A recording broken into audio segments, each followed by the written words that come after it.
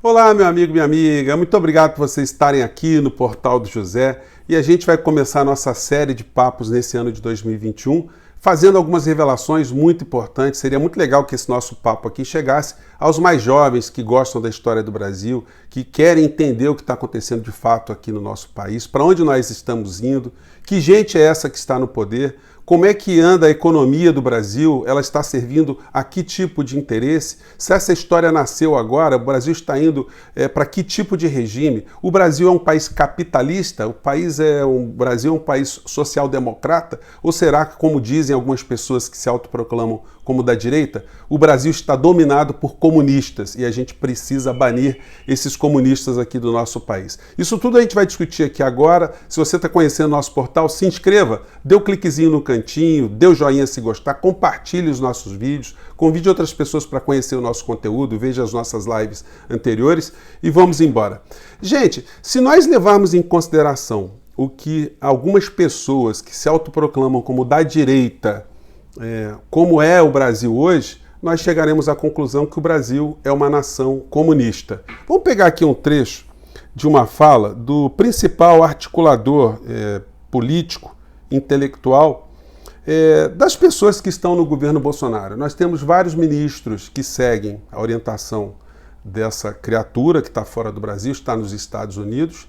É uma pessoa que é absolutamente questionada e questionável, uma pessoa sem formação acadêmica formal, mas que conseguiu se colocar no mercado da informação de uma forma muito competente, está ganhando muito dinheiro, conseguindo atrair incautos para suas teorias absolutamente esquizofrênicas, né? Não tem como a gente dizer de outro modo. Se não, vamos conferir aqui essa fala.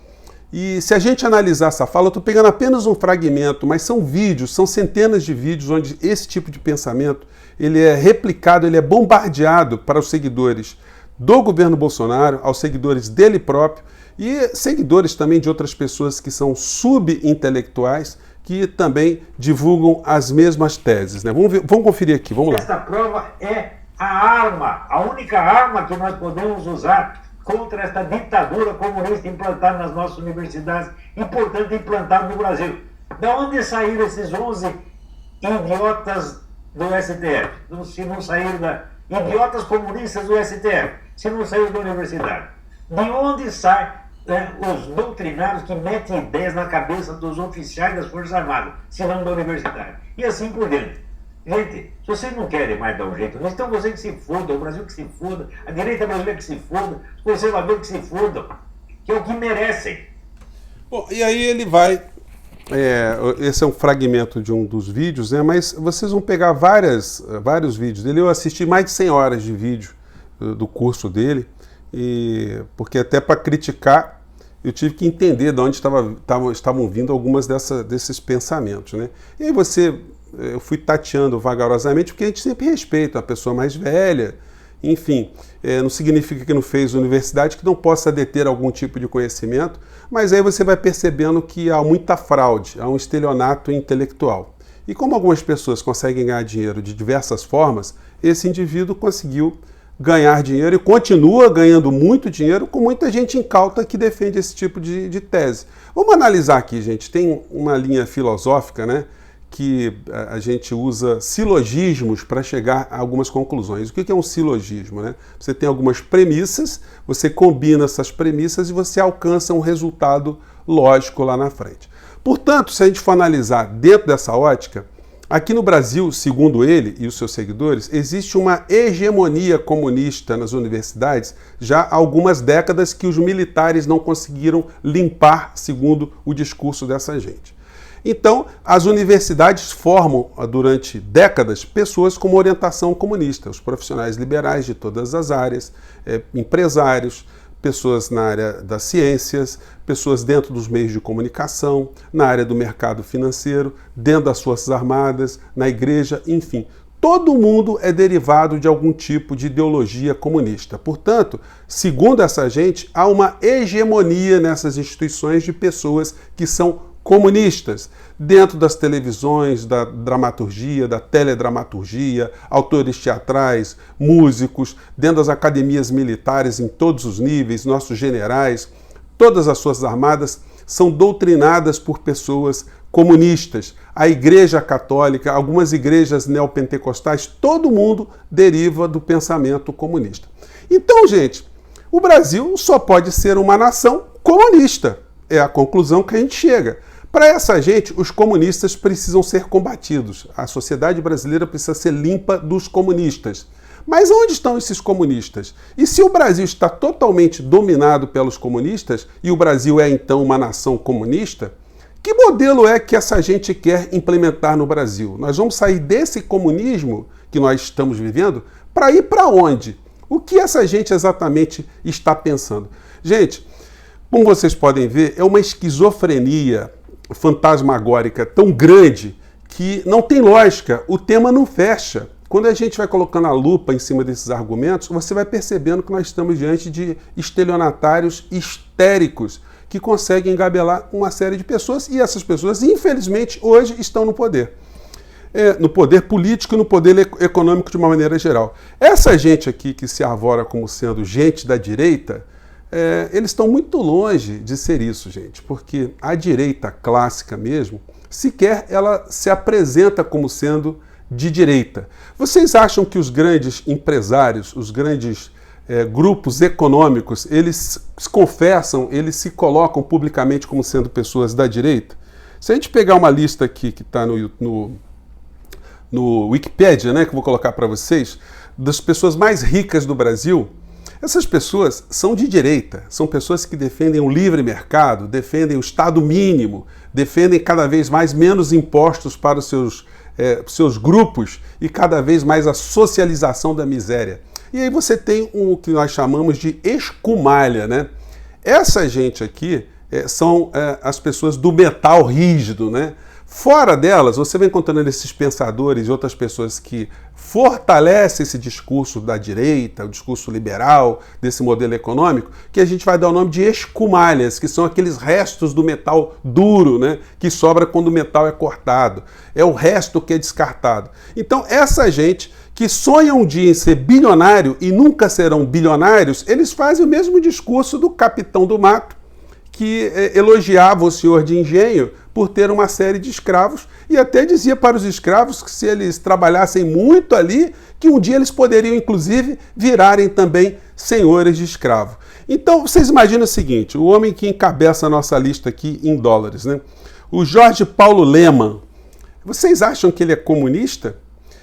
O Eduardo Saverin, quem é Eduardo Saverin? Do Facebook. O Marcel Hermann Teles, da Ambev. O Carlos Alberto Sicupira, André Esteves. Vocês veem essa gente dando entrevista em algum lugar? Essa gente se apresentando como pessoas de direita? E aí vem a família Marinho, né? João Roberto Marinho, José Roberto Marinho, Roberto Irineu Marinho, cada um com uma fortuna também gigantesca em bilhões de dólares. E aí eu vou colocar essa lista para vocês aqui. Essa gente, são os verdadeiros personagens da direita, ou da direita liberal. O que nós temos embaixo é um monte de, vamos falar a verdade, né? Pé rapado, né? Pés rapados, que ficam fazendo esse discurso a favor de um sistema do qual eles não fazem parte, eles não são donos do clube, né? Bom, mas essa gente está fazendo esse papel de forma inocente aqui no Brasil? Bom, isso a gente vai analisar agora. Se a gente analisa esse livro aqui do John Perkins, que foi um ex-agente da CIA, um economista, ele diz pra gente que o orçamento da CIA é muito grande, nós sabemos disso, são alguns bilhões de dólares todos os anos. E aonde estão os agentes da CIA e como é que eles se mostram na sociedade? Nós temos uma visão que um agente secreto, um agente dessas agências de inteligência, eles são figuras sinistras, que andam escondidas e tal. Ele mostra pra gente que não é nada disso.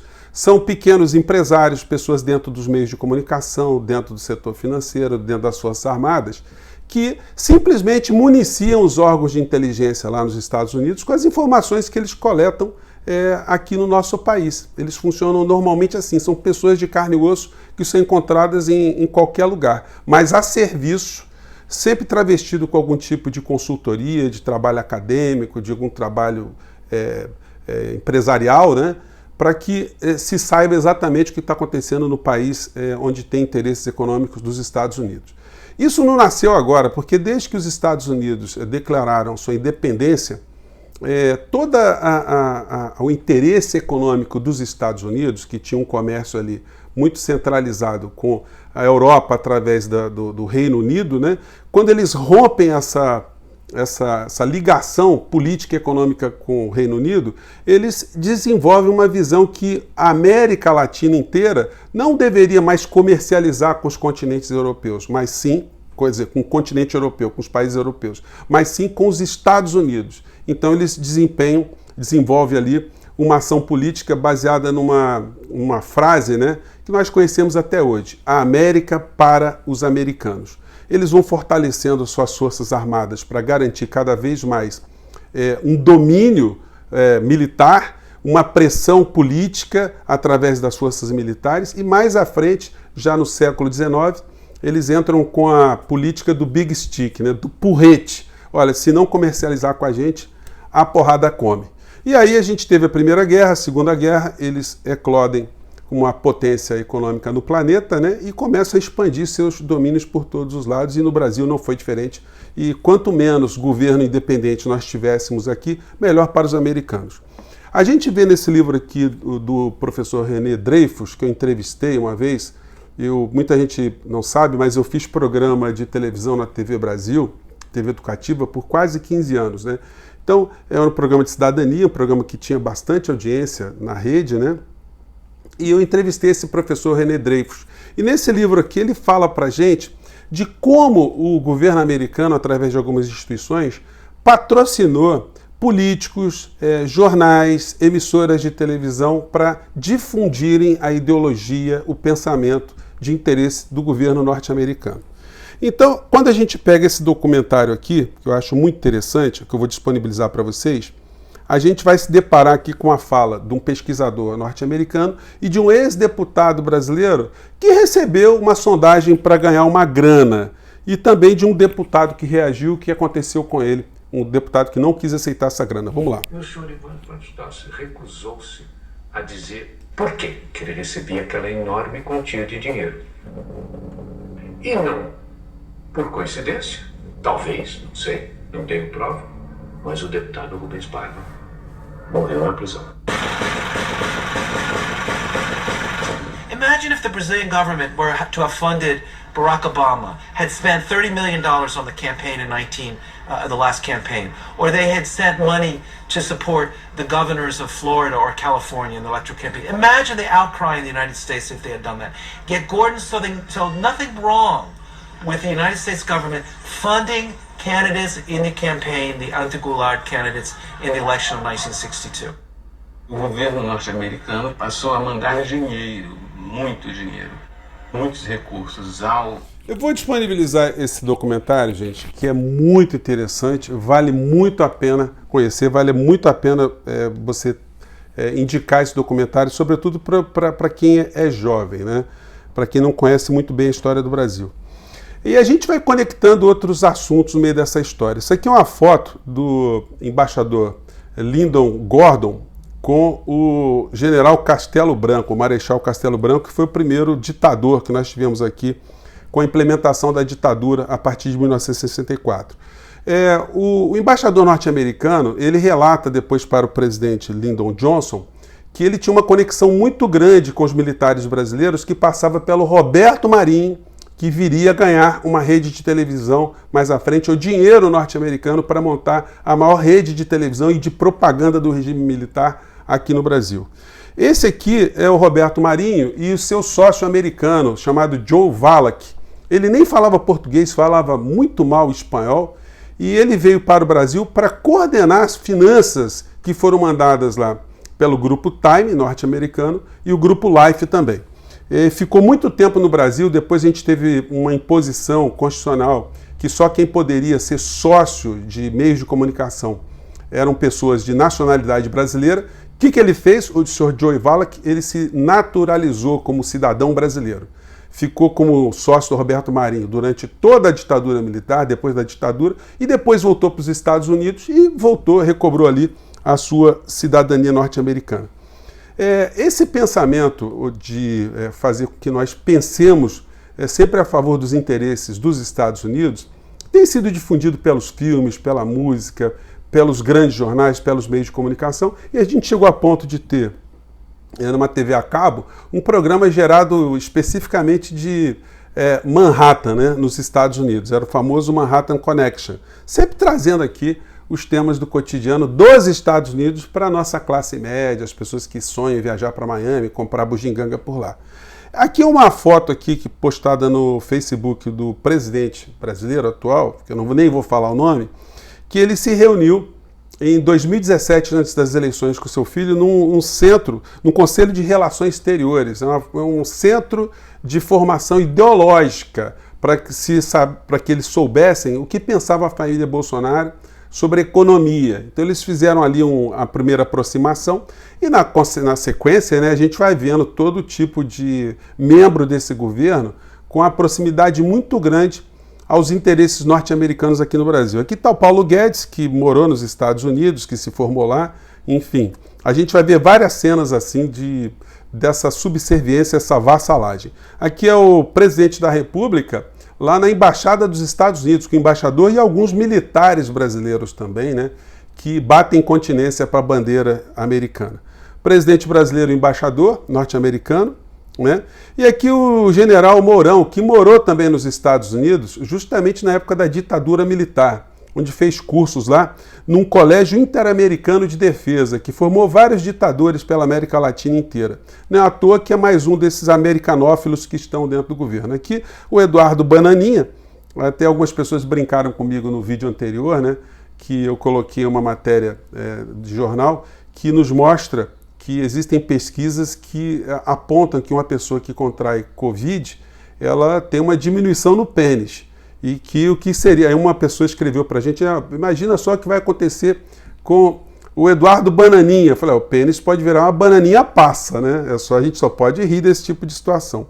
Aqui o Weintraub está morando nos Estados Unidos, também outro americanófilo está lá, ele e o irmão, vamos dizer, diga-se passagem, né? O Ernesto Araújo aqui conspirando contra a Venezuela, com o Mike Pompeo.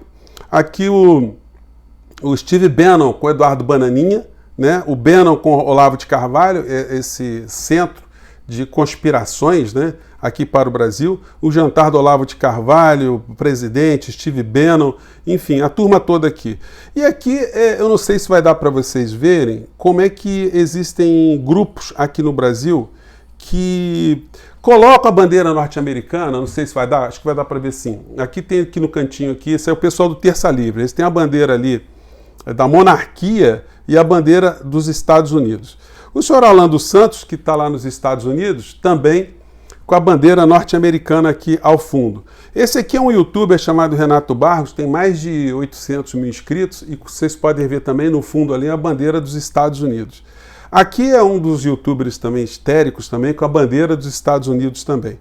Esse aqui é um formador, um olavista também, que está nos Estados Unidos, posta os vídeos dele a partir de lá. Esse aqui é um outro aqui no Brasil, que durante 2 meses só está fazendo campanha do Trump. Para ele o Trump não vai deixar do poder nunca. É o tempo todo retroalimentando os seguidores dele, de Olavo de Carvalho, são os mesmos grupos, né? Que o Trump ainda não se foi. Esse aqui é o deputado atual, Luiz Miranda, que ganhou muito dinheiro iludindo trouxa nos Estados Unidos, se evadiu de lá, veio para o Brasil, se elegeu deputado federal, mas tem um passivo lá. É um homem também que faz propaganda dos Estados Unidos direto. Aqui um youtuber que é ex-bolsonarista, rompeu, mas também é egresso dos Estados Unidos. E aqui o guru dessa gente, né? Para não ver que são mais, a gente perceber que são mais pessoas que têm esse tipo de conexão. Esse aqui é o Flávio Bolsonaro, lá em Las Vegas, com o presidente da Embratur na época, o sanfoneiro Macabro, e o deputado, o senador filho da Cátia Abreu, que foi envolvida no escândalo sexual, e o Hélio Negão do outro lado aqui, enfim. O pessoal gosta muito dos Estados Unidos, como a gente pode ver. Com tanta gente gostando dos Estados Unidos e tanta gente se expondo dessa gente, tanta gente fazendo uma propaganda anticomunista e nos amedrontando que o problema do Brasil são os comunistas, Para onde é que nós vamos, hein, gente? Já que nós estamos descobrindo através dessa gente que nós todos aqui no Brasil somos comunistas, né? Só falta mesmo a gente mudar a nossa bandeira, né? Gente, então, mande seus comentários para cá. Espero ter jogado várias questões para sua reflexão, para o nosso primeiro pontapé de 2021, e teremos muitos embates, muitas discussões, mas ainda bem que o nosso portal está crescendo com a sua ajuda, a sua participação, e a gente vai jogar muitas luzes, acender muitas lamparinas e muitas mentes nesse ano que tem muita coisa para a gente fazer, né, gente? Um grande abraço, até o próximo vídeo. Tchau!